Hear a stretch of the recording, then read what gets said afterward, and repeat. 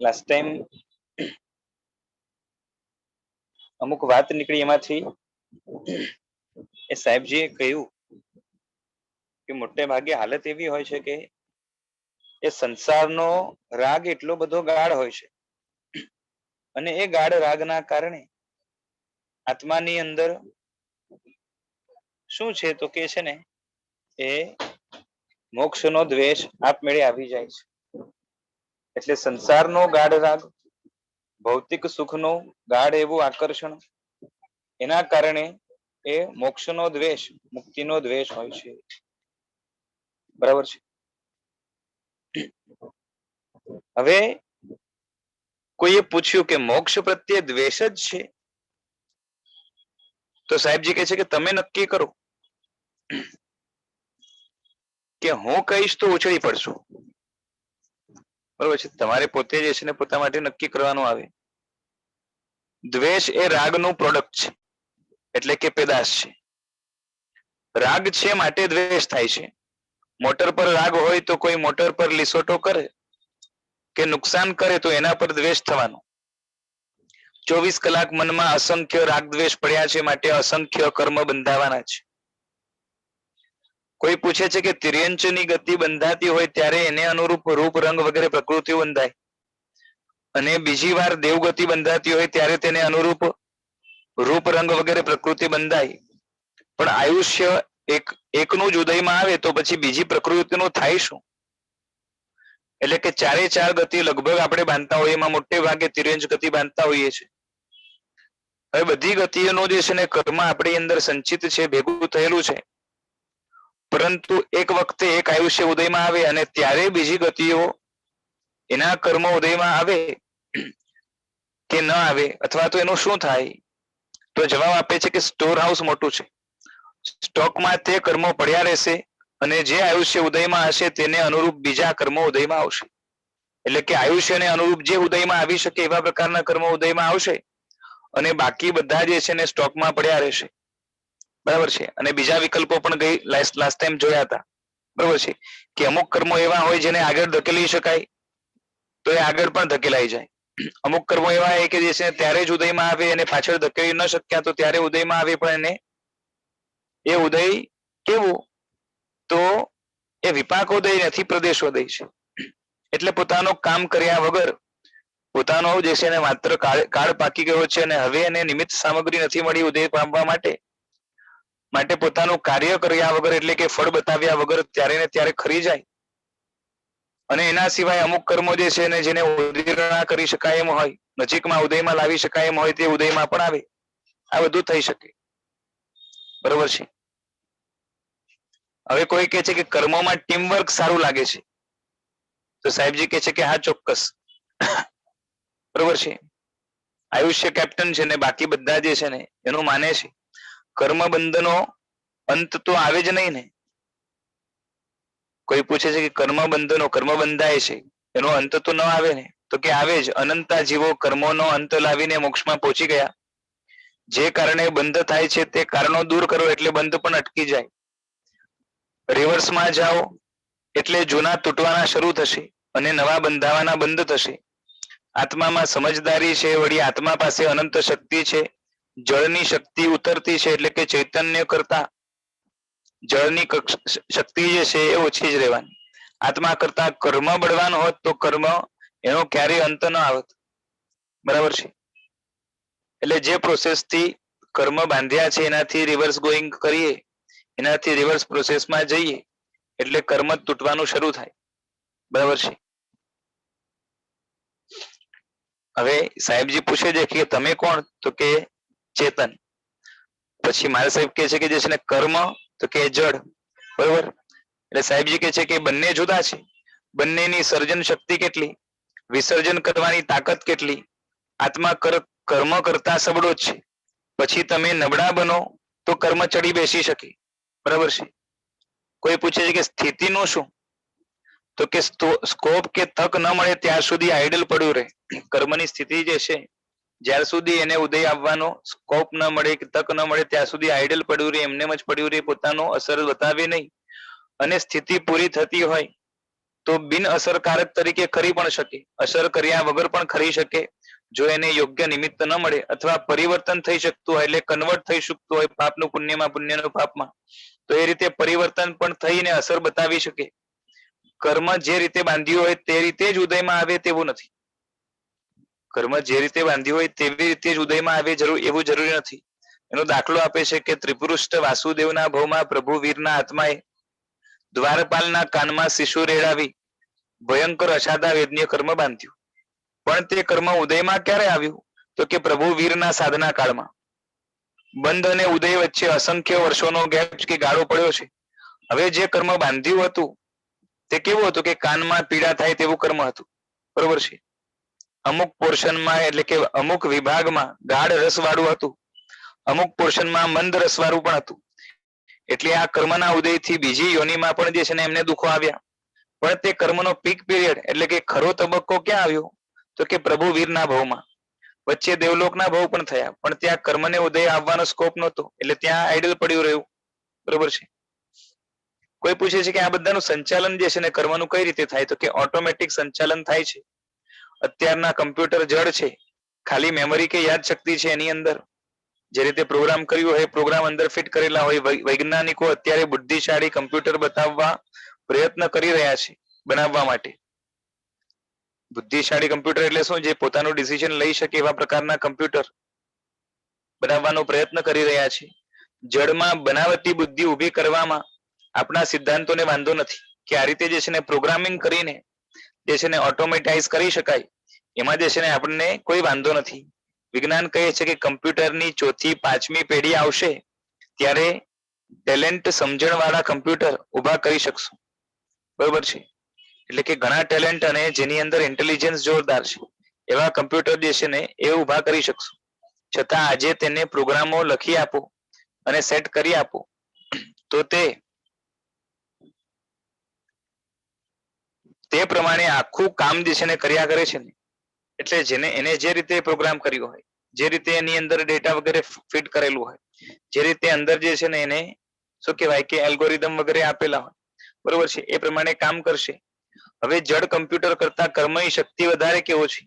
દુનિયાના મોટા ભાગના ધર્મો અહીં મૂંઝાય છે કે કર્મના હિસાબ કિતાબ રાખનાર વગર અંદર આત્મામાં લોચો ન પડી જાય. એ લોકો ઘણા તો શું માને કે કર્મનો હિસાબ કિતાબ કોણ રાખે? તો કે ભગવાન રાખે, કાં તો અમુક પ્રકારના દેવો રાખે. બરાબર છે. આપણે કહીએ કે ના ઓટોમેટિક બધું થાય છે, તો કે આ રીતે હિસાબ કિતાબ ન રાખે તો લોચો ન પડી જાય, એટલે કે ગડબડ ન થઈ જાય. બરોબર છે. પણ હિસાબ કિતાબ રાખનાર તો કોઈ જોઈએ ને. પણ મારે તમને એટલે કે સાહેબજી કહે છે કે મારે તમને સમજાવવું છે કે આ શરીરનું આખું તંત્ર ચાલે છે તે ઓટોમેટિક ચાલે છે ને. ખોરાક ખાધા પછી કયું તત્વ એબ્ઝોર્બ કરવું, જ્યાં જરૂર હોય ત્યાં એને પહોંચાડવું એટલે કે એસિમ્યુલેટ કરવું, આ બધું ઓટોમેટિક ચાલે છે.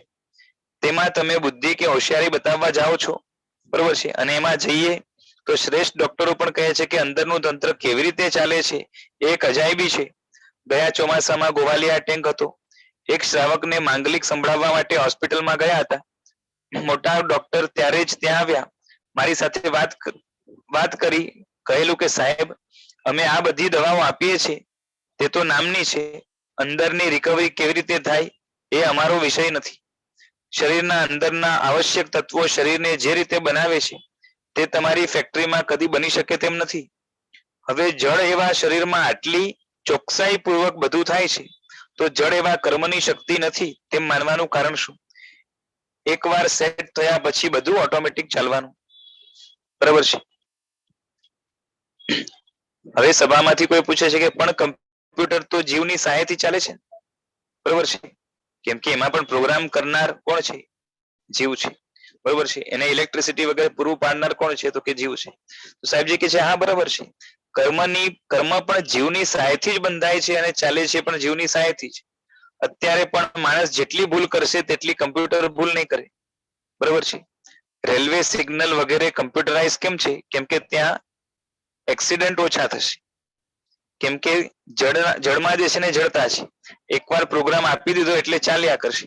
માટે કર્મનો હિસાબ કિતાબ રાખવા માટે વચ્ચે કોઈ હશે તો ભૂલ થશે.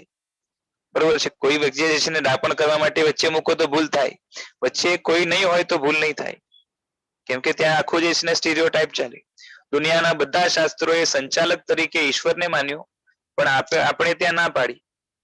બરોબર છે કે આખા જગતનું જેમ બંધારણ કે બાંધવું કે જે છે ને સર્જન એ ઈશ્વર નથી કરતા, નહીં કે અને સાથે સાથે એનું સંચાલન પણ જે છે ને ઈશ્વર નથી કરતા, અને એનો વિનાશ પણ ઈશ્વર નથી કરતા. ભગવાને દુનિયા બનાવી નથી, પરંતુ ભગવાને દુનિયા બતાવી છે પોતાના જ્ઞાનના બળથી. બરાબર છે. આખી દુનિયા પદાર્થ વિજ્ઞાનના નિયમ પ્રમાણે ચાલે છે. જળ પદાર્થમાં ચોક્કસ ગુણધર્મ છે, એટલે કે એની પોતાની પ્રોપર્ટીઝ ઇન્નેટ એનામાં રહેલી છે, તે તેના ગુણધર્મ પ્રમાણે કામ કરશે.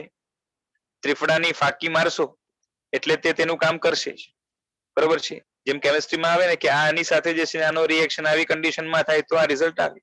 બસ એ રીતે અહીંયા જળ પદાર્થ છે, જળ દુનિયા છે, આખી એ રીતે કામ કરે છે. કર્મ પણ જળ છે, એનું પોતાનું કામ એ રીતે કરશે. બરોબર છે. પછી તમારે જે છે ને એ અંદર રિએક્શન થાય એના માટે માથું મારવાની જરૂરત ન પડે. કેવી રીતે અંદર કામ કર્યું, જળના ગુણધર્મો ચોક્કસ છે. આખો કર્મવાદ પ્યોર લોજિકથી, શુદ્ધ તર્કથી ભરેલો છે. વળી જળ કર્મોમાં એવી શક્તિ બતાવી નથી કે જે સ્થૂળ જગતમાં વિઝિબલ દુનિયામાં ન હોય, એટલે કે દ્રશ્યમાન ન હોય. એટલે કે જળ જગતની અંદર જે પ્રકારની શક્તિઓ આપણે દેખાડશું, અને સામે જૈન ધર્મની અંદર કર્મના પ્રકારો એની અસરો જે બતાવી છે એની સાથે બરાબર ટેલી થઈ શકે એવો અહીંયા હિસાબ કિતાબ છે. એટલે કર્મમાં કોઈક જે છે ને શક્તિ બતાવી, અને એવી શક્તિ જળ જગતમાં દુનિયામાં ક્યાંય પણ દ્રષ્ટિગોચર ન થાય એવું નહીં બને. એનો દ્રષ્ટાંત પણ સાવ આપે છે કે બહુ દૂધપાક, બાસુંદી કે શ્રીખંડ ખાઓ તો ઘેન ચડે. બરોબર છે. બહુ દૂધપાક કોઈ ખાય, કાં તો બાસુંદી ખાય કે શ્રીખંડ ખાય, કાં તો એવી મદવાળી વસ્તુ ખાય, એ સત્વવાળી વસ્તુ ખાય તો ઘેન ચડે. અને ઘેન ચડે એટલે જ્ઞાન શક્તિ જે છે ને એની બુટ્ટી થાય. એટલે કે જ્યાર સુધી ઘેન હશે ત્યારે જ્યાં સુધી છે ને એની જ્ઞાન દર્શન શક્તિ એ જે છે ને આવરણ કરશે. બરોબર છે. એટલે કે વસ્તુના કારણે જ્ઞાન શક્તિ હણાય છે. બરોબર છે. એવું બને છે. બરોબર છે.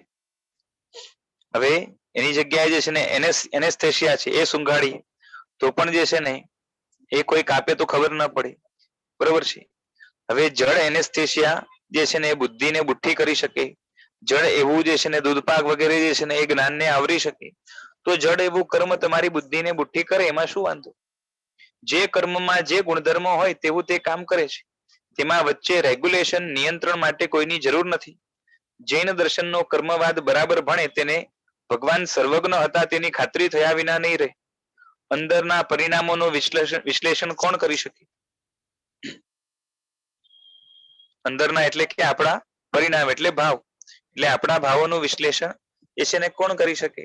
બરોબર છે. તો એક્ઝેક્ટ વિશ્લેષણ એ જેવા ભાવો બરોબર છે એવા પ્રકારના કર્મો બંધાય અને એવા પ્રકારનું સામે ફળ પણ આવે. અને આ બધું જે છે ને વિશ્વ વ્યવસ્થાના નિયમની અંદર એ વ્યવસ્થિત ગોઠવાયેલું રહે છે. અહીંયા ત્રીજો વ્યાખ્યાન પૂરો થયો. ચોથું વ્યાખ્યાન અહીંથી ચાલુ થાય છે.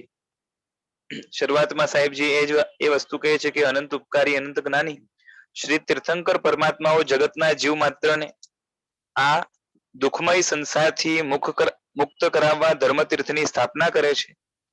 84 લાખ જીવાયોની અને 4 ગતિરૂપ સંસાર જે નજર સામે દેખાય છે તેના માટે જ્ઞાનીઓનું અવલોકન છે કે આ સંસાર દુઃખ અને દુઃખથી જ ભરેલો છે. સુખ નામની વસ્તુ કે વાત કે કલ્પના પણ હકીકતમાં આ સંસારમાં નથી. બરાબર છે. ખરું સુખ જે છે ત્યાં છે જ નહીં. સુખનો ભ્રમ થઈ શકે, સુખ એવા શબ્દનો જે છે ને ઉચ્ચાર થઈ શકે, એનો વ્યવહાર થઈ શકે, પરંતુ સુખ ત્યાં છે જ નહીં. સુખ આત્માનો ગુણ છે, માટે સુખ આત્માના અનુભવથી પ્રાપ્ત થનારી વસ્તુ છે. જળમાંથી સુખ મળી શકે તેમ નથી, પણ આ વાત દુનિયાના જીવોને પ્રાય ગળે ઉતરતી નથી, કારણ કે જન્મથી અનુભવ જ જુદો છે. બરાબર છે. કાંઈ ખાઈએ પીએ હરીએ ફરીએ તો સુખનો અનુભવ થાય એમ લાગે છે, એટલે કોઈને કોઈ જળના સંબંધથી સુખ પ્રાપ્ત થાય છે તેને સુખ માને છે.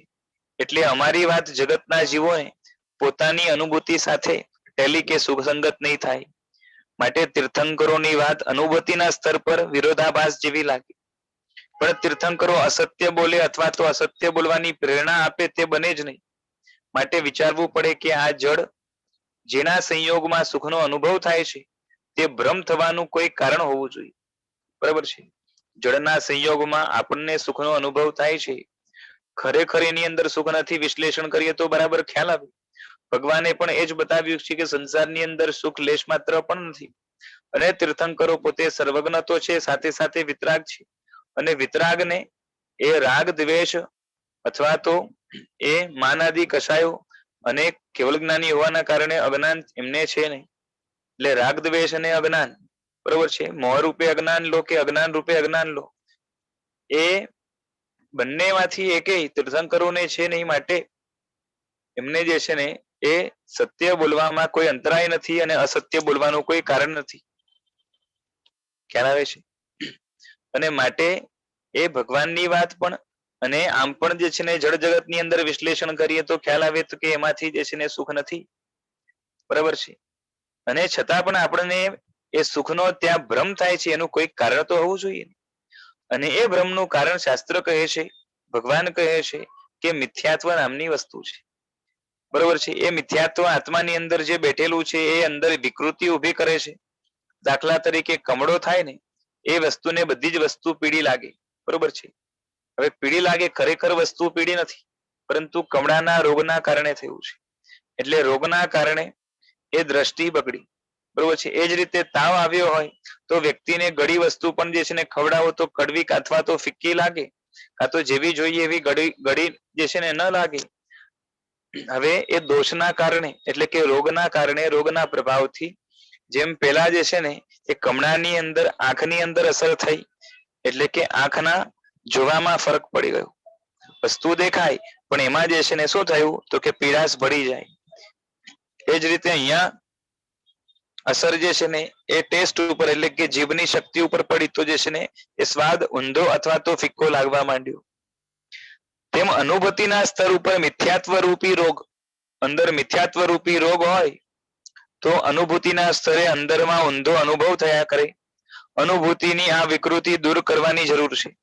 આપણે સુખની શોધ માટે 84 લાખ જીવાયોનીમાં પરિભ્રમણ કરીએ છીએ. બરાબર છે. 84 લાખ જીવાયોનીમાં આપણે જ્યાં જ્યાં પણ ગયા, હંમેશા એક તો વસ્તુ ફિક્સ હતી કે આપણને સુખ જોઈએ છે અને દુઃખ જોતું નથી. દુઃખ જેટલું દૂર થાય એટલું સારું છે, અને સુખ જેટલું વધારે પ્રાપ્ત થાય એટલું સારું છે. આના માટે ઘણી મથામણ આપણે અનંત કાળથી કરતા આવ્યા છીએ. મિથ્યાત્વ અનુભવની વિકૃતિ લાવે છે, એટલે કે ખરો અનુભવ થવા દેતી નથી. બરાબર છે. અને એને પણ જે છે ટેસ્ટિંગ કરવું હોય કે અંદરમાં મિથ્યાત્વ નામની વસ્તુ છે તો એ પણ ટેસ્ટિંગ થઈ શકે એમ છે. બરાબર છે. તેથી તમામ પ્રકારની દુર્ગતિનો સ્કોપ છે. બરાબર છે. વિકૃતિના કારણે દુર્ગતિ છે. કારણ કે જો એક તો વાત છે કે અંદરમાં મોહ છે, અંદરમાં વિકૃતિ છે, અંદરમાં કષાયો છે. આમાં જે છે ને અમુક વસ્તુ તો એટલી બધી પ્રત્યક્ષ છે કે એને ગોતવા જવાની જરૂર નથી. ક્રોધમાન માયા લોભ, બરોબર છે. આ ક્રોધમાન માયા લોભ છે એ દુનિયાના જીવોની અંદર એ પ્રત્યક્ષ દેખાય છે કે ગોતવું પડે એવું છે? હે ચારે ગતિના જીવમાંથી જેટલા જીવો આપણી નજર સમક્ષ આવે, જેની સાથે આપણો વ્યવહાર થાય, એમાં જે છે ને ક્રોધ માન માયા લોભ રાગ દ્વેષ ઈર્ષા અહંકાર મદ મોહ આ બધું જે છે ને એ ગોતવા જવું પડે એમ છે કે જે છે ને રોજે રોજ આપણે અનેક અનુભવો થાય છે, પોતાના અને બીજાના થાય છે અનુભવ.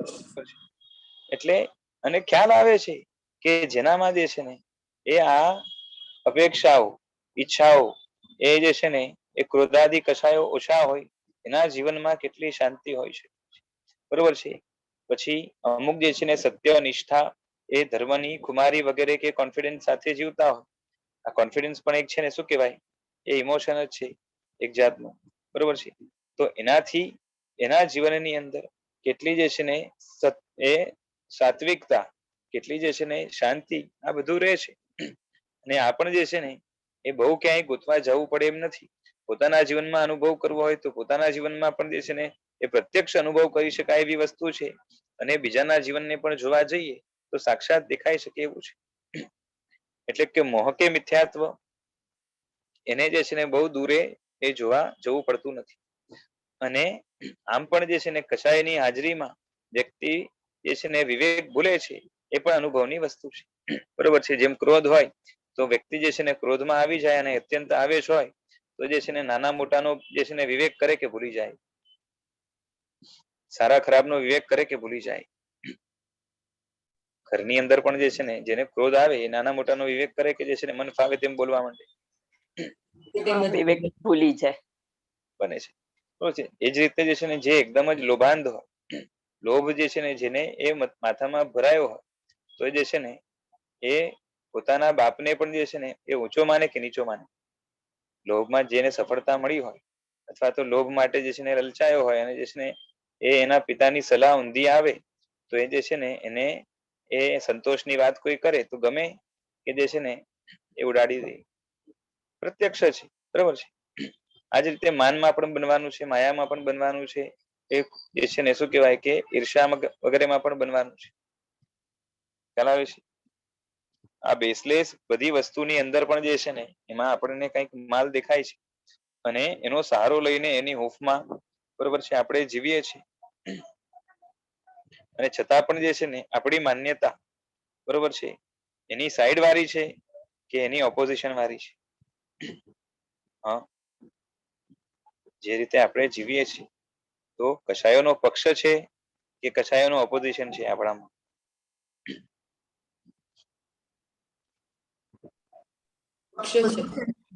સર એટ એ ટાઈમ આવી જાય ને ક્યારેક, એટલે ઓપોઝિશન તો હોય.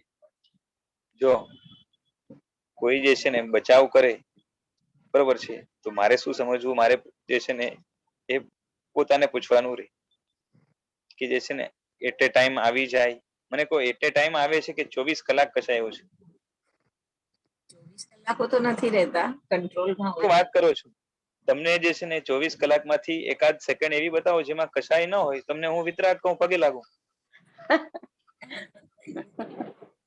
એક સેકન્ડ બતાવો મને, હાલો. 24 કલાક કશાયો છે તો તમે જે છે ને સારું કહેવાય કે આ પાંચમા આરામાં જે છે ને અમને વિતરાગ મળે તો જે છે ધન્ય ભાગ્ય થયા અમારે. છે સર, સૂક્ષ્મમાં તો છે જ, પડેલા જ છે 24 કલાક છે જ. અને 24 કલાક પાછી ગર્ભિત નથી પડેલા, વ્યક્ત છે 24 કલાક. શું કહું છું?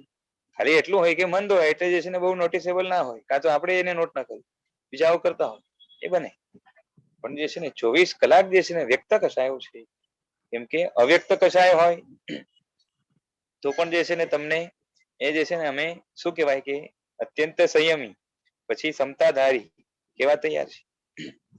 અને સાવજ જે છે ને નાબૂદ થઈ ગયા હોય વચ્ચે પણ થોડોક ટાઈમ તો જે છે ને 11મા ગુણ સ્થાનકે તમે પહોંચી જાઓ. સમજાય છે? ઉપશમ સંકિતમાં શું, ઉપશમ શ્રેણીમાં શું થાય છે? ઉપશાંત વિતરાગ શું છે કે થોડોક ટાઈમ માટે જે છે ને એ બધા જ કશાયોને નાબૂદ કરી દે છે. એક પણ ઉદયમાં ના આવે તો પણ વિતરાગ કરીને કહીને જે છે ને એ જે છે ને પગે લાગવાનું મન થાય. હે વ્યક્ત છે ને 24 કલાક જે છે ને વ્યક્ત આપણે કશાય નહીં. ધર્મ પ્રવૃત્તિમાં સર રોકાયેલા હોઈએ તો આપણને એમ લાગે કે ત્યારે આપણે એ ભાવ એવા લાગે કે આપણે કદાચ કસાયથી રહિત હોઈએ. જો ધર્મ પ્રવૃત્તિની અંદર આપણા શુભ ભાવ હોય, જેટલા અંશમાં હોય, જેટલા બળવાન શુભ ભાવ હોય એટલો આપણો ધર્મનો ભાવ કહેવાય, એટલો આપણી જે છે ને શુભ વૃત્તિ પણ કહેવાય, એટલું આપણું જે છે ને એ પ્રવૃત્તિ પણ સારી થાય, કર્મ પણ જે છે ને એટલા અંશે પુણ્ય કર્મ બંધાય, અમુક જાતની શુદ્ધિના કારણે નિર્જરા પણ થાય, એ બધું બને. પણ તે વખતે પણ અમુક કશાયો જે છે ને એ પોતાનું જે છે ને એ મંદ મંદ પણ કામ કરતા, બરોબર છે. જેમ ભણીએ તો ભણતાની સાથે આવડત થાય, જેમ જે છે ને ઘણી વાર શું બને કે એક સાથે બે કામ થાય. જેમ એક કોઈ શાસ્ત્ર ભણવાનું ચાલુ કર્યું અથવા તો સમજ્યા કે કોઈ પાસે જાણ્યું અને બરાબર સમજાઈ ગયું તો એક બાજુ જે છે ને મનની અંદર એ પણ થાય અંદર કે જે છે ને કેટલા સરસ ભગવાનના શબ્દો છે, કેટલા જે છે ને કેટલું સૂક્ષ્મતાથી ભગવાને સમજાવ્યું છે, કેટલું સરસ જે છે ને શાસન મને મળી ગયું. આ બધા શુભ ભાવો છે, બરોબર છે. એટલે પ્રશસ્ત કશાયો છે અને એના કારણે જે છે ને શુદ્ધિ પણ થાય, બરોબર છે. શાસન પ્રત્યે એક અને ભગવાન પ્રત્યે એક પ્રીતિ વધે, આગળ જઈને ભક્તિ વધે, બધું સારું છે. અને એની સાથે જ એ જ વખતે બરોબર છે અંદરમાંથી જે છે ને હંમેશાની આદતના કારણે એ સમજાયાનું જે છે ને અંદરમાં અભિમાન પણ થાય, બરોબર છે, થોડો થાય વધારે થાય તો નુકસાન કરે, થોડો થાય તો બહુ નુકસાન કદાચ ન કરે, પરંતુ 24/24 આપણી અંદર જે છે અવિરતિના ભાવ, બરોબર છે. મને કહો કે જે છે ને ભગવાનની પૂજા કરતા હોય અને એક સમય પણ જે છે ને થોડોક ટાઈમ પણ ભગવાનની પૂજાની અંદર એકદમ એકાકાર આપણે થઈ ગયા સમજો, બરોબર છે. તો ત્યારે જે છે ને હવે એ શું કહેવાય કે અપ્રશસ્ત બિલકુલ ન હોય અને ખાલી પ્રશસ્ત જ હોય, બરોબર છે. તો જે છે ને એ અપ્રશસ્તની પૂરેપૂરી વિરતી ગણી લેવાની. એટલે ત્યારે હિંસા વગેરે ભાવો જે છે ને ત્યાં છે કે નથી? હા, સર્વવૃત્તિ આવી જાય છે, સમજાય છે? પૂરેપૂરા જો શુભ ભાવમાં હોય ને તો આપણે જે છે ને એ જે છે ને એવો વ્યક્તિ તો સ્થિત પ્રજ્ઞ ગણાય. એટલે કષાયોની દુનિયાની અંદર 24 કલાક આપણે રમવાનું ચાલુ છે. અને એટલું જ નહીં, પરંતુ એ શું છે કે કષાયોનો જ્યારે એ કષાયોનો સાથે ભોગોનો, વિષયોનો, સુખનો એ જ્યારે શું કહેવાય કે એ ટેકો, સપોર્ટ અથવા તો જે છે એનો પક્ષ લેવાનું જે અંદરનો ભાવ છે, બરોબર છે, એ મિથ્યાત્વનો જે છે ને અંશ છે. એટલે આ બધું જે છે ને એ એનાથી પણ એ સાક્ષાત જે છે ને એ મિથ્યાત્વ એ જગતની અંદર અને આપણે પોતાની અંદર પણ જે છે એ જોવાનો પ્રયત્ન કરીએ તો જોઈ શકીએ.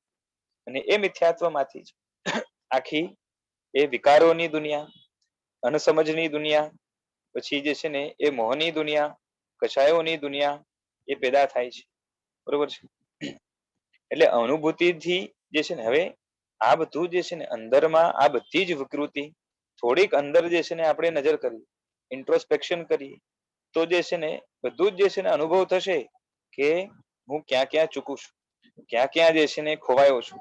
અને આમ પણ જે છે ને કેવું છે ખબર છે, એકદમ સહેલી વસ્તુ છે કે જે ભાવો અંદરથી આત્માને કેવા કે ત્રાસ આપે છે, દુઃખ આપે છે, અને થોડુંક જે છે લાંબો વિચાર કરવો તો ખ્યાલ આવે કે જે છે ને આમાંથી જો આ જ ભાવો આગળ ચાલ્યા તો જે છે ને મને આગળ રિઝલ્ટ રૂપે શું આવશે એવી વિચારણા કરીએ અને એના ઉપરથી નક્કી થાય કે જે ભાવો હમણાં ખરાબ છે અથવા તો આગળ જઈને જે છે ને ખરાબ રિઝલ્ટ આપવાના છે અને એના સંસ્કારો જો પડે તો એની જે છે ને ચેનલ આખી ખરાબ ચાલે, બરોબર છે, દુઃખદાયક બને. એટલે સમજી જવાનું કે આ બધી જ જે છે ને શું છે કે વિકૃતિ છે.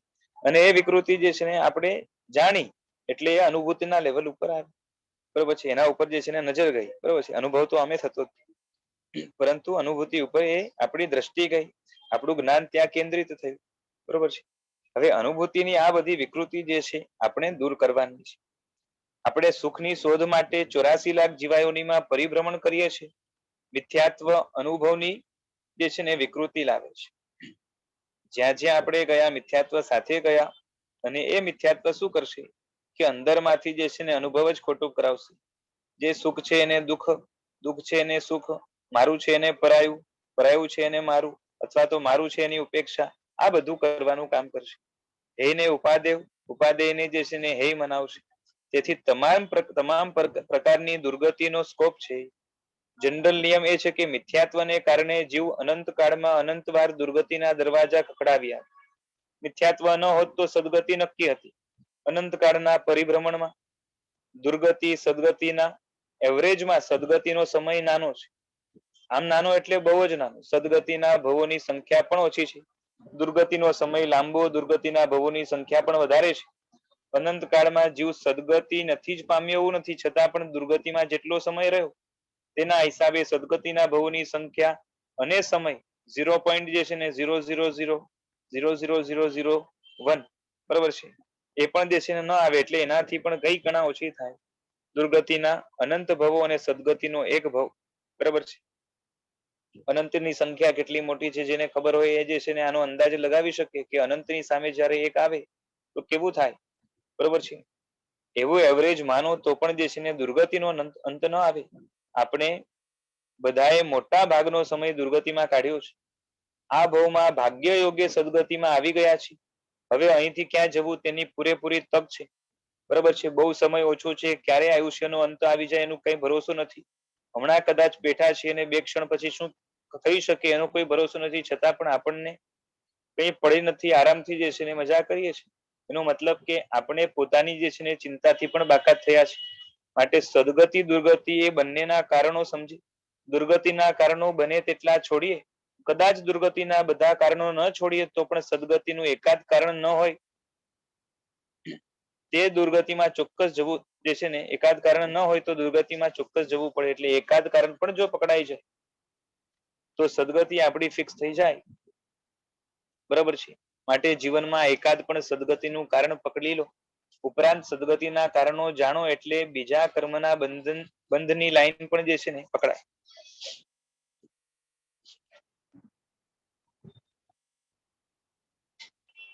એમાંથી હવે સદગતિનું પહેલું કારણ બતાવે છે કે અકામ નિર્જરા. સદગતિના 6 કારણોમાં અકામ નિર્જરાને પહેલું કારણ મૂક્યું. મોટા ભાગે જેટલા જીવો સદગતિમાં આવે છે, ફરીથી સાંભળજો, મોટા ભાગે જેટલા જીવો સદગતિમાં આવે છે તેમાં લગભગ આ અકામ નિર્જરા કારણ છે. સૌથી પહેલું મૂક્યું એના માટે છે. કારણ કે 99% જીવો જે સદગતિમાં આવે છે એ આ અકામ નિર્જરાના કારણે આવે છે.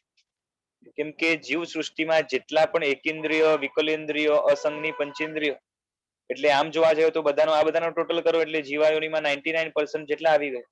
અર્થાત સંઘની પંચેન્દ્રિય સિવાયના બધા જીવો માટે ઉપર આવવાનું એકમાત્ર કારણ છે. બરાબર છે. કેમ કે આની સિવાયના બીજા કારણો તમે જોશો તો એમની પાસે બીજા માટે સ્કોપ જ નથી. ન દ્રવ્યથી વૃત્તિનું પાલન કરી શકે, ન જે છે ને કશાયોને મંદ કરી શકે, ન લેશિયાને સુધારી શકે, આવા કોઈ કારણો એમના માટે ઉભા નથી. અકામ નિર્જરા એકમાત્ર કારણ છે જેના કારણે એ લોકો ઉપર આવી શકે છે. આપણો પણ મોટા ભાગનો સમય એકેન્દ્રિય, વિકલેન્દ્રિયમાં ગયો. પછી ધીરે ધીરે પુણ્ય બાંધીને ઉપર આવ્યા. તેમાં નિસરણી તરીકે સાધન શું હતું? તો કે અકામ નિર્જરા જ હતું. કેમ કે સદગતિના બીજા કારણોમાંથી કોઈ પણ કારણ આ જીવોને કામ નહીં લાગે. સમજાય છે? જે ડેવલપ થયા નથી, જેમનામાં મન વિકાસ પામ્યું નથી, એટલે કે અસંગની જેટલા પણ જીવો છે એમના માટે ઉપર આવવાનું એટલે કે સદગતિમાં ગોઠવાવાનું કારણ જો હોય તો આ અકામ નિર્જરા છે.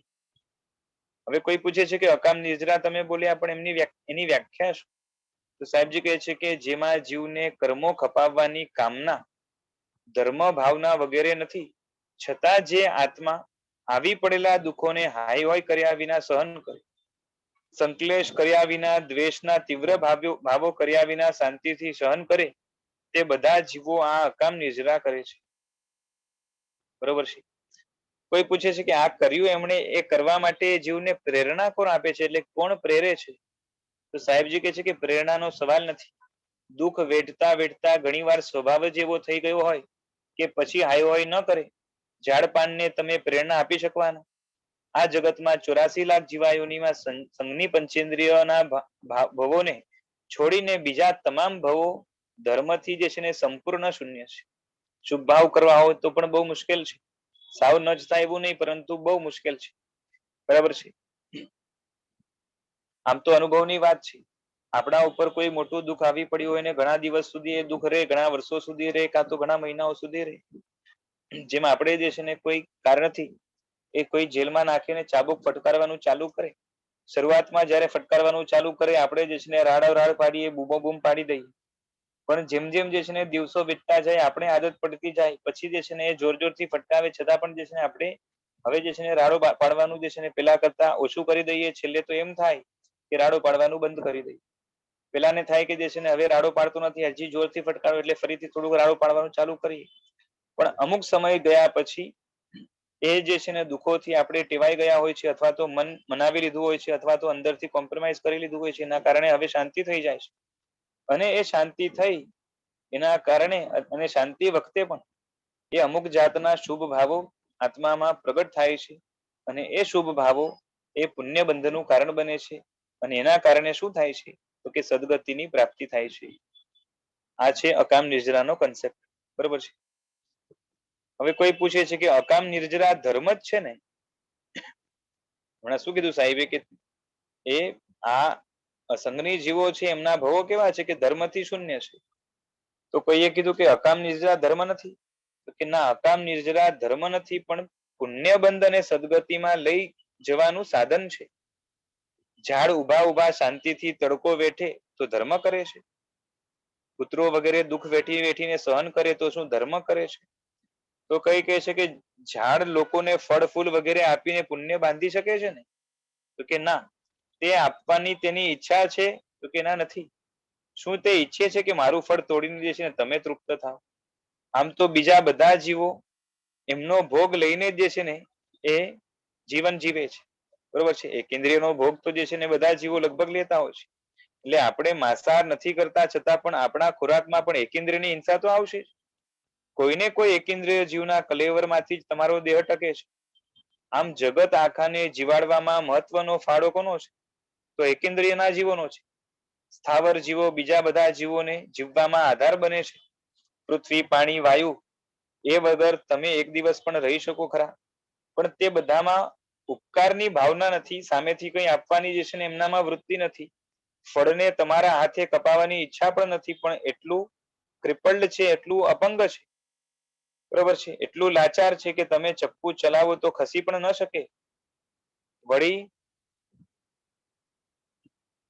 પુણ્ય ક્યારે બંધાય? પુણ્ય બાંધવા માટે શુભ ભાવ જોઈએ. દાખલા તરીકે તમે અહીંયા એક્સપેક્ટ કરો છો એવો પરોપકારનો ભાવ જોઈએ, એવી ભાવના જ નથી. બીજા માટે શુભ ભાવના હોય તો જ પુણ્ય બંધાય. કોઈ લુચ્ચો વેપારી બળજબરી તમારા જે છે ને 100 રૂપિયા પડાવી લે તો તમે દાન કર્યું કહેવાય. કોઈને તમે ઉપયોગી થાઓ એટલા માત્રથી પુણ્ય ન બંધાય, પણ તમને તેવી એટલે કે ઉપયોગી થવાની ભાવના જોઈએ. કોઈ પૂછે છે કે ઝાડને શાતા વેદનીય બંધાય? તો કે ના, પણ તેને બીજા જીવોને જે છે ને એ છાંયડો, ખોરાક વગેરે જે છે ને એના દ્વારા શાતા આપવાનો ભાવ હોય તો શાતા વેદનીય બંધાય, પણ તેવું નથી, બરાબર છે. અને વગર ભાવે પુણ્ય બંધાતું હોય તો સંસારમાં આશ્રિતો માટે તમે અમારા કરતા પણ વધારે કષ્ટ વેઠો છો, તો તમને અમારા કરતા વધારે પુણ્ય બંધાય. મિનિટ વિશાલભાઈ, જી. આમાં તો પછી આગળ આપ્યું કે અકામ નિર્જરાઈ પુણ્યબંધ અને સદગતિનું કારણ છે, બરાબર છે.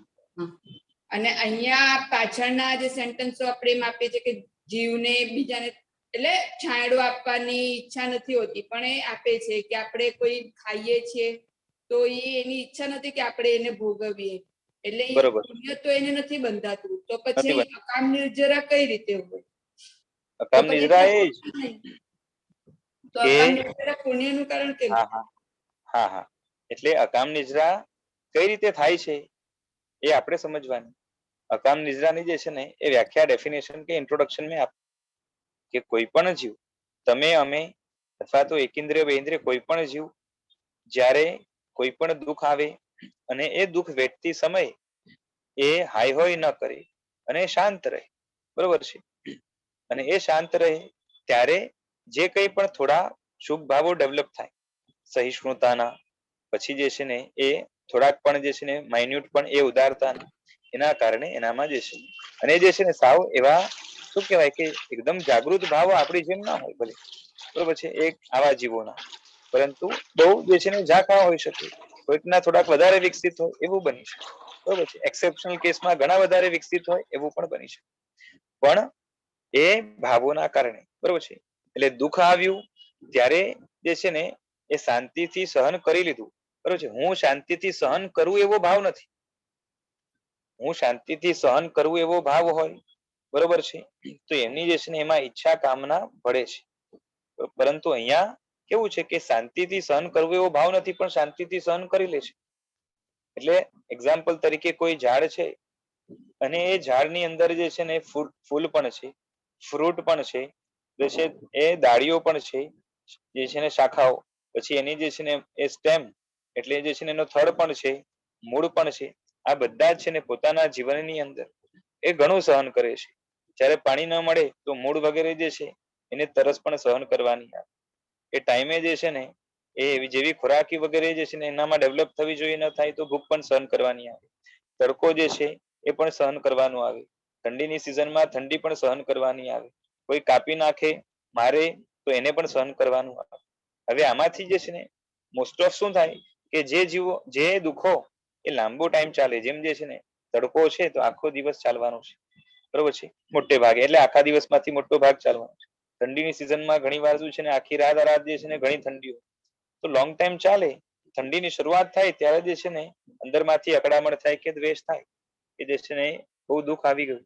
પણ જેમ જેમ ટાઈમ પસાર થાય પછી શું થાય તો કે હેબિચ્યુઅલ થઈ જાય અને પછી અંદરમાંથી જે છે ને હાઈ હોયના ભાવ ન હોય અને ત્યારે એ જે છે ને શું કહેવાય કે અંદરમાં જે હાઈ હોયના ભાવ નથી અને ત્યારે થોડાક જે છે ને એ સહન કરવાના ભાવો એટલે કે ચાલશે, બરોબર છે, વાંધો નથી, એવા જે છે ને અંદરના જે પરિણામો છે એના કારણે પુણ્ય બંધાય છે અને એ પુણ્યના કારણે સદગતિ થાય છે, બરોબર છે.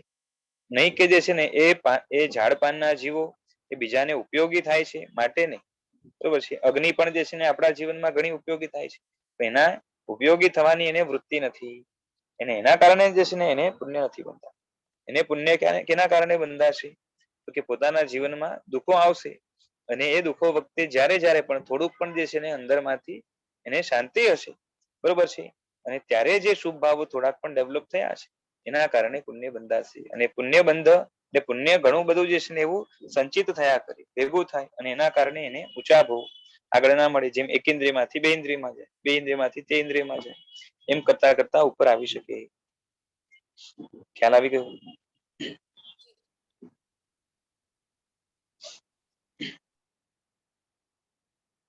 તો હવે કોઈ પૂછે છે કે પ્રવૃત્તિથી પ્રદેશ બંધ તો છે જ ને, બરોબર છે.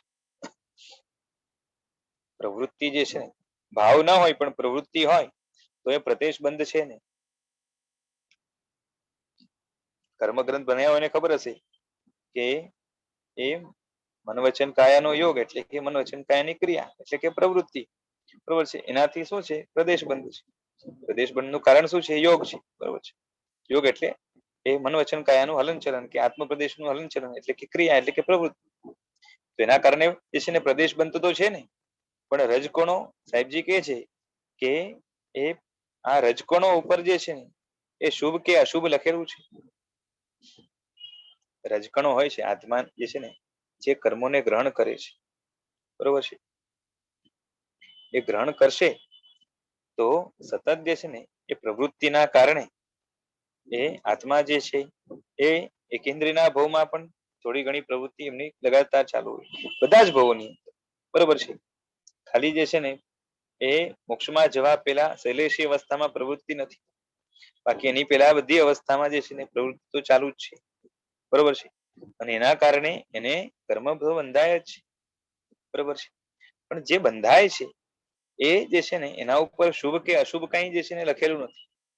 એટલે કે કર્મ જે આવે છે એની અંદર એ ભલે જે છે ને જેટલી પ્રવૃત્તિ વધારે હોય એટલો ઢગલો વધારે બંધાય, જથ્થો વધારે બંધાય, પણ એની અંદર શુભ કે અશુભ એ રસ કોણ પૂરે છે તો કે આપણા ભાવો. સમજાય છે? એ પુણ્ય કે જે છે ને પાપમાં જે છે ને ડિફરન્શિએટ ક્યારે થશે કે ભાવોના આધારે થશે, એટલે આપણા ભાવો ઉપર જ આવશે, બરોબર છે. માટે કોઈ પણ પ્રવૃત્તિ કરો તે પર તમારા જે છે ને એ ભાવો જેવા હોય એ પ્રમાણે શુભ કે અશુભ કર્મ બંધાય, બરોબર છે.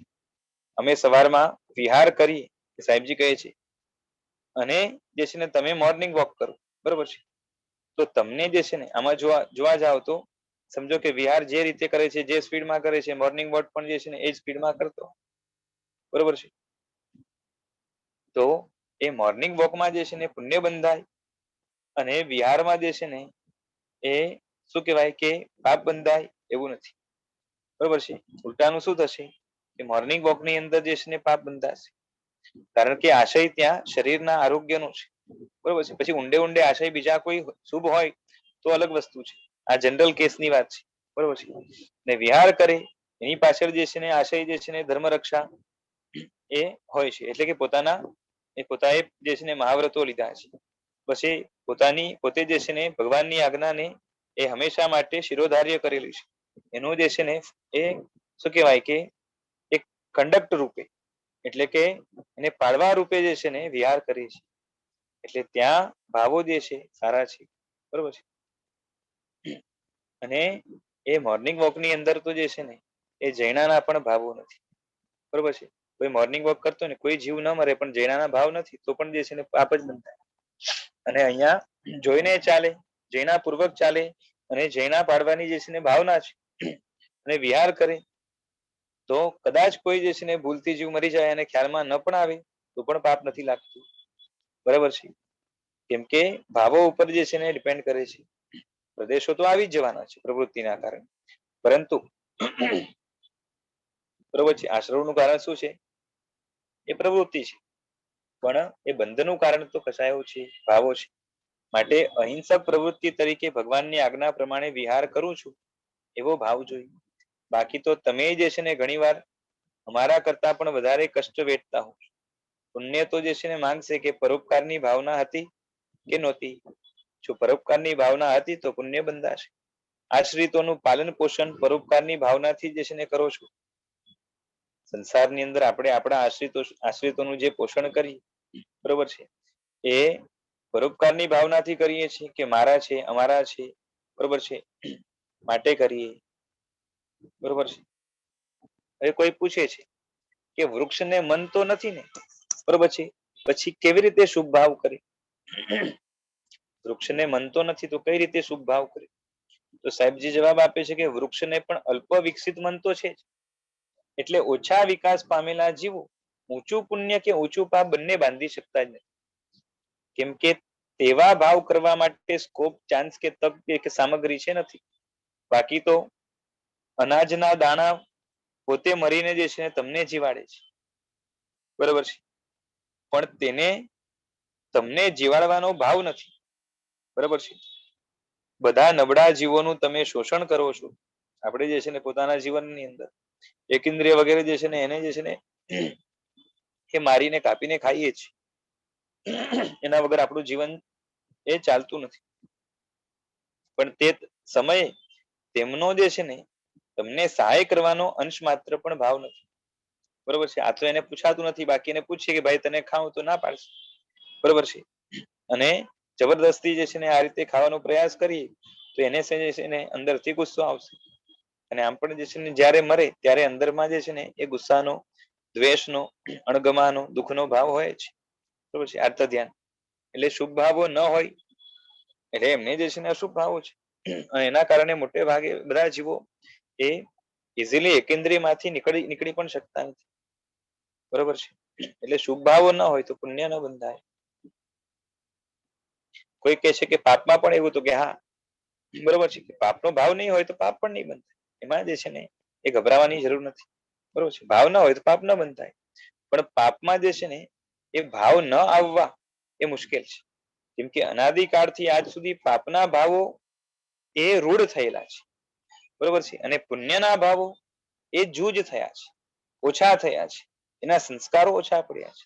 માટે પાપથી એલર્ટ રહેવું ઘણું જરૂરી છે, પાપના ભાવોથી. અને પુણ્યના ભાવો કરવા માટે એ જાણી જોઈને જે છે ને એ પ્રયાસ કરવાનો આવશે. કારણ કે પાપ સહજ છે ને પુણ્ય પ્રેક્ટિસ માંગશે. તમે શુભ પ્રવૃત્તિમાં અશુભ ભાવ કરવા ટેવાયેલા છો, બરોબર છે. ખરાબ પ્રવૃત્તિમાં તો ખરાબ ભાવ કરીએ છીએ આપણે, પણ સારી પ્રવૃત્તિમાં પણ ખરાબ ભાવ કરવા માટે આપણી આદત છે, ટેવ છે. પણ અશુભ પ્રવૃત્તિમાં શુભ ભાવ કરવા માટે આપણે ટેવાયેલા નથી, બરોબર છે. આમ તો શુભમાં પણ શુભ ભાવ કરવા અઘરા છે, તો અશુભની અંદર શુભ ભાવ કરવા એના માટે તો જે છે ને આપણે વધારે ટ્રેનિંગ લાગશે, વધારે એલર્ટનેસ લાગશે સ્ટાર્ટિંગમાં, બરોબર છે. એકેન્દ્રિય, વિકલેન્દ્રિય, અસમની પંચેન્દ્રિય સુધીના તમામ જીવોમાં ધર્મ પ્રવૃત્તિ, ધર્મ ભાવ અંશ માત્ર નથી. ધર્મ પામવાનો કે ધર્મ વિચારવાનો કે ધર્મ કરવાનો કોઈ સ્કોપ એમને નથી, બરોબર છે, ચાન્સ નથી. કારણ કે તેટલી શક્તિ કે અનુકૂળતા ત્યાં નથી.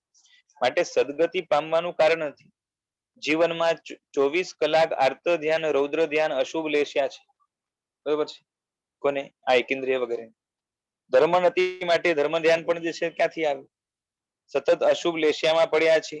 જીવનમાં અધ્યાત્મ, મોક્ષ માર્ગ રૂપ જે છે ને ગુણનો પણ સવાલ નથી. માટે ગુણી ગુણસ્થાનક પામે એવો જે છે ને એમના માટે સ્કોપ નથી. માટે સદગતિ પામવાના બીજા જે કારણો છે તે કોઈ ત્યાં છે જ નહીં, બરોબર છે. આખું જીવન સંજ્ઞાઓમય હોય છે, બરોબર છે. આખો દિવસ સંક્લિષ્ટ ભાવોમાં હોય. કીડી જે છે એ અઠવાડના કણિયા પાછળ જે છે ને જાન આપી દે, એટલે કણિયા પાછળ જે છે ને કેટલી એને મમતા છે. તેઓને સદગતિ પામવા બીજો કોઈ દરવાજો જ નથી. અકામ નિર્જરાજ માધ્યમ છે. પાપથી આ બધી ગતિઓ પામેલા જીવ છે ત્યાં દુઃખ અને દુઃખ જ હોય. આમ તો બધાને દુઃખ આવે છે પણ અકામ નિર્જરા કરી શકતા નથી. બરોબર છે. હરેક દુઃખ વખતે અકામ નિર્જરા જે છે ને એ કોઈ કરે તો થાય, અથવા તો એવી જે છે સિચ્યુએશન આવે તો થાય, એમને એમ ન થાય. મોટા ભાગના તો હાય હોય કરીને જે છે ને કેટલું નવું કર્મ બાંધે, પણ અમુક જીવો શાંતિથી ત્રાસ વેઠ્યા કરે. બરોબર છે. બધાની પ્રકૃતિ સરખી નથી. જે જીવ શાંતિથી દુઃખ વેઠે છે તે અકામ નિજરા કરી જે છે ને તેવું પુણ્ય બાંધે છે. આપણે પણ જાણી જોઈને કોઈ કષ્ટને સહન કરીએ તો એનાથી અકામ નિજરા ચોક્કસ થાય. બરોબર છે. પરંતુ સકામ નિજરા માટે તો આખી અલગ જ કન્ડિશન છે. જેની અંદર આત્માને શુદ્ધ કરવાનો ભાવ હોય અને એના માટે ધર્મ તરીકે સાધન તરીકે સહન કરે અને એ ભાવનાની અંદર ભેળસેળ ન હોય, પરંતુ આત્મકલ્યાણની ભાવના થોડીક પણ સમાયેલી હોય આત્મિક ખરી ચિંતાથી, તો એમાંથી સકામ નિર્જરા જન્મે છે. બરોબર છે. એટલે કામ એટલે ઈચ્છા થાય, એટલે ઈચ્છા પૂર્વક જે છે ને સહન કરે અને એનાથી જે નિર્જરા થાય, બરોબર છે, એને સકામ નિર્જરા કહેવાય. આ રીતે સ્થૂલ વ્યાખ્યા છે. પરંતુ એ ઈચ્છા એટલે શું? તો કે નિર્જરાની ઈચ્છાથી નિર્જરા. શું કહું છું? પુણ્ય બંધની ઈચ્છાથી નિર્જરા કરે એવું નહીં. બરોબર છે. બીજા કોઈ કારણથી જે છે ને એ નિર્જરા કરે એવું નહીં, પરંતુ નિર્જરાની ઈચ્છાથી નિર્જરા કરે. નિર્જરાની ઈચ્છા એટલે આત્મશુદ્ધિની ઈચ્છા. આત્મશુદ્ધિ કેમાંથી આવે? તો કે આત્માની ચિંતામાંથી આવે.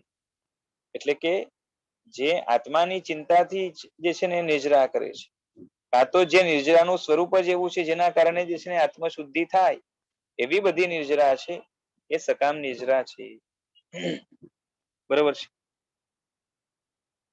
એના સિવાયની જે છે ને વિકસિત જીવો પણ હશે, પંચેન્દ્રિય પણ, અને જે છે ને ધર્મ બુદ્ધિથી પણ જે છે ને નિર્જરા કરશે, પણ એનાથી આત્મશુદ્ધિનો જો લક્ષ્ય નહીં હોય, આત્માની એને પડી ન હોય, પરંતુ ભૌતિક સુખ દુઃખ ની અંદર જ એને સુખ દુઃખ લાગે છે, તો સમજી લેવાનું કે ઈચ્છા પૂર્વક કરી છતાં પણ એ સકામ નહીં, પરંતુ અકામ નિર્જરા છે. કારણ કે નિર્જરા કરવાની એમાં જે છે ને ભાવના કે શુદ્ધિ કરવાની ભાવના અથવા તો અધ્યાત્મની ભાવના એમાં રહેલી નથી.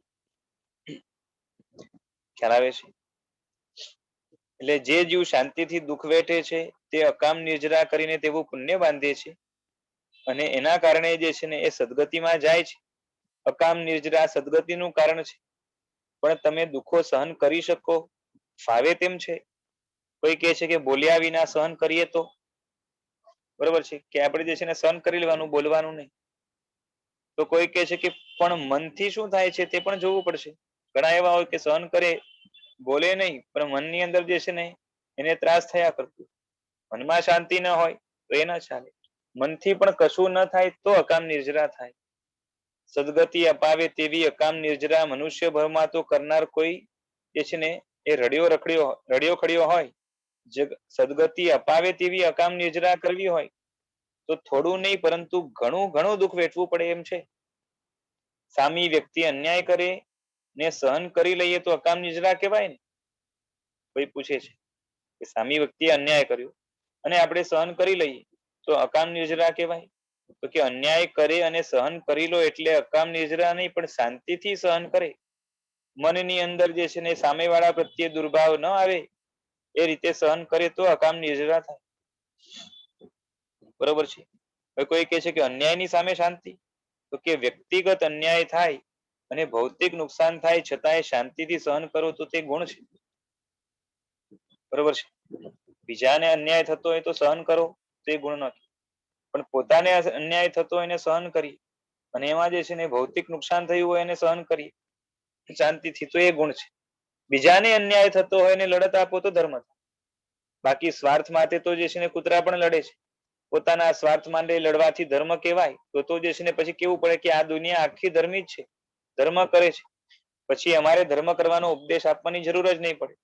તમારા ઉપર અન્યાય થાય અને સહન કરો તે ગુણ છે, બીજા સામે અન્યાય થાય ત્યારે લડત આપો તો પરોપકાર કે ગુણ છે. બરાબર છે? હવે કોઈ કહે છે કે સાચું તો સમજાવવું પડે ને, તો સાહેબજી કહે છે કે સવારથી સાંજ સુધીમાં તમે કેટલા જીવો ઉપર અન્યાય કરો છો, કેટલા નબળા જીવોને રહેસી નાખો છો. ત્યારે વિચારો છો કે આ બધા જીવો ઉપર મારાથી થતા જે અન્યાયો છે, બરોબર છે, એનો બદલો લેવામાં આવે તો મને કેટલી સજા આવે. કીડી મકોડા બધાએ તમારો શું અન્યાય કર્યો છે, તેઓએ તમારું શું બગાડ્યું છે. લાખો કરોડો જીવો ઉપર અન્યાય કરનારા તમે, સહેજ અન્યાય આવે એટલે લડત આપવાની વાત. જાત માટે અને જગત માટે બંને માટે જે છે ને આપણે કાટલા જુદા રાખ્યા છે. બીજા પર ગમે તેટલું વિતાડો તો વાંધો નહીં, પણ આપણા ઉપર કોઈ આવી જાય તો એને અન્યાય લાગે. તમારું કોઈએ બધું લૂંટી નાખ્યું, તે પણ એકવાર તમને જીવતા તો રાખ્યા ને, જ્યારે તમે તો બીજાને આખે આખા જે છે ને પતાવી જ દો છો. તમારું હૈયું કેવું છે તે જ તમને ખબર નથી. તમને તમારા સુખ દુઃખ, ન્યાય અન્યાય અને બીજાના સુખ દુઃખ અને ન્યાય અન્યાય માટે કેટલી પડી છે તે ક્યારે પણ વિચારો છો? અકામ નિજરામાં તો અન્યાય, દુઃખ, સંતાપ વગેરે બધું જે કંઈ પણ હશે દુઃખ રૂપે, એ શાંતિથી જે છે ને સહન કરવાનું હશે. મનની અંદર પણ જે છે ને ગુસ્સો વગેરે ના આપવો જોઈએ, દ્વેષ ના આવવો જોઈએ, અકળામણ ન થવી જોઈએ. અને દુઃખ આપનારા નિમિત્તો છે એના ઉપર પણ જે છે ને દ્વેષ ના કરે, તે પણ જે છે ને એ લગાતાર સહન કરીએ તો અકામ નિર્જરા થાય. જ્યારે તમે તો મોટા દુઃખો આવે જ નહીં તેવી પહેલેથી જ જે છે ને તજવીજ કરો છો. દાખલા તરીકે ભૂખ્યા તરફડવું ન પડે એટલે પહેલેથી જ ડબ્બા ભરીને રાખ્યા છે. ગરમી ન લાગે માટે પંખો એસી તૈયાર છે. માટે તમારે દુઃખ આવે તેવી જે છે ને દુઃખ આવે તેવી મહેનત છે કે દુઃખ કાઢવાની સતત મહેનત છે. તેથી અકામ નિર્જરાનો સ્કોપ કે તક તમારા માટે નથી. તમને કોઈ કહે કે સાવચેત રહેજો, વાતાવરણ બદલાયું છે, તો પહેલેથી જ જે છે ને દવાનો ડોઝ લઈ લો ને, બરાબર છે. કોઈ કહે છે કે મનુષ્ય ભાવમાં અકામ નિર્જરા કરી હોય એવો કોઈ દાખલો ખરો? તો સાહેબજી કહે છે હા, કે કલ્પસૂત્રમાં દર વર્ષે કુમાર નંદી સોનીની વાત સાંભળો છો? તેની વિષયની લાલસા, કામુકતા ખૂબ છે. અબજોપતિ છે એટલે સામગ્રીથી સમૃદ્ધ છે. માટે કોઈ પણ રૂપાળી કન્યા દેખાય એટલે તેના મા બાપ પાસે કન્યાની માગણી કરે, અઢળક નાણાં ખર્ચે. તેવી રીતે 500 કન્યાઓએ પરણ્યો છે. હવે આ બાજુ દેવલોકમાં હાસા પ્રહાસા નામની દેવીઓનો પતિ મરી ગયો છે. માટે તેઓ વિચાર કરે છે કે વગર પતિએ ન રહેવું પડે, માટે યોગ્ય પાત્ર શોધીએ જે અહીં જન્મ લે અને આપણે જલ્દીથી જે છે ને પતિ મળે. પાત્રની શોધમાં ફરતા ફરતા કુમાર નંદી સોની પર નજર પડી. દેવીઓએ તેના બંગલા બગીચામાં બેસી અને પોતાનું રૂપ દેખાડ્યું. કુમાર નંદી ખૂબ ઘેલો થયો, માટે કહે છે કે 500 ને ભૂલું તેવું તમારું સૌંદર્ય છે. દેવીઓ કહે છે કે અમે પણ તારી ઝંખનાથી જ અહીંયા આવ્યા છીએ. અમે દેવલોકની અપ્સરાઓ છીએ. નામ સરનામું આપીને બંને ચાલી ગઈ. આ કરોડ સોના મોહર આપીને પંચશીલ પર્વત પર પહોંચ્યો. દેવીઓ હાજર છે. પેલો કહે છે કે હવે ઈચ્છા પૂરી કરો. દેવીઓ કહે કે આ દેહથી મિલન ન થાય. મિલન ઈચ્છતા હો તો દેહ બદલાવવો પડશે. કુમાર નંદી તૈયાર થઈ ગયો, અહીં પાછો આવ્યો, ચિતામાં બળવા તૈયાર થયો. બધા સમજાવે છે પણ માનતો નથી. મિત્રની વાત પણ ન માની. હવે વિચારો, ચિત્તમાં જીવતે જીવ બળતા જે છે ને કેટલી વાર લાગે. ચિતામાં જીવતે જીવતું બળવું હોય તો કેટલી વાર લાગે, બરાબર છે. કેમ કે તારડતી છે ને 1-2 મિનિટમાં તો બળી જવાય નહીં. જીવ કાંઈ એકદમ જે છે ને બળી નથી જવાનું, એમાંથી જીવ એકદમ નીકળી પણ નથી જવાનું. ચામડી માંસ બળશે, બરોબર છે, લોહી પણ જે છે ને ફદફદશે. જીવ જતા કેટલી વાર લાગશે, બરાબર છે. આવી સ્થિતિમાં પણ મન ઠેકાણે રાખવું એટલે કે બહુ શાંતિથી સહન કરે છે, બરોબર છે. પણ જે છે ને અહીંયા તો કેવું બન્યું છે પાછું આગળ, કે આણે જે છે ને ઝંપલાવ્યું અને પ્રાણ ગયા ત્યાં સુધી હાસા પ્રહાસાના ધ્યાનમાં રહ્યો છે. તે વખતે જો ભગવાનનું ધ્યાન કર્યું હોત તો ન્યાલ થઈ જાય. તમે પણ સંસારના સુખ માટે કેટલા કષ્ટો વેઠો છો, આજ સુધી કેવું કષ્ટ સહન કર્યું. હવે આવા સમયે જો તે સોની પશ્ચાતાપ કરે, દેવીઓ પર દ્વેષ થાત તો દુર્ગતિમાં જાય. પણ વાસનાની વૃત્તિ સાથે મર્યો, છતાં પણ જે છે ને સદગતિ કેમ થઈ? તો કે અકામ નિર્જરા. સામાન્ય રીતે કામની અત્યંત વાસના સાથે મરે તો મરીને ક્યાં જાય? કે દુર્ગતિમાં જ જાય. છતાં આ મરીને દેવલોકમાં ગયો. ભાવ ખરાબ છે, લેસ્યા ખરાબ છે, બધું ખરાબ છે. છતાં પણ અકામ નિર્જરાના કારણે મરીને સદગતિમાં ગયો. કોઈ પૂછે કે અકામ નિજરા નિયાણા સાથે પણ હોઈ શકે? તો કે હા, હોઈ શકે. અકામ નિજરા ખરાબ ભાવ ને? તો કે હા. તો કે ના, તેમાં ધર્મ પામેલા જીવ હોતા નથી કે ધર્મ ભાવ હોય તેવું નથી, છતાં ભારે કષ્ટ શાંતિથી વેઠો તો અકામ નિજરા થાય. બરોબર છે. અને એવું પુણ્ય બંધાય તો સદગતિ મળી જાય. ચારે ગતિઓ જીવનમાં ગમે ત્યારે દેશને બાંધી શકો છો. ખ્યાલ આવે છે? અકામ નિજરા જે છે એ ભાવ આમ સીધો ધર્મ ભાવ નથી, પરંતુ સદગતિ અપાવે છે. અને સદગતિની અંદર ધર્મ માટેનો સ્કોપ ઉભો થાય છે, માટે એને ખરાબ નહીં કહી શકો. બરાબર છે. હવે આની આગળનું છે, આજે સમય થયો છે રાખી, આગળનું છે નેક્સ્ટ ટાઈમ લેશું. જિનાજ્ઞા વિરુદ્ધ કંઈ પણ બોલાયું હોય તો ઈચ્છામિ દુક્કડમ. પ્રણામ.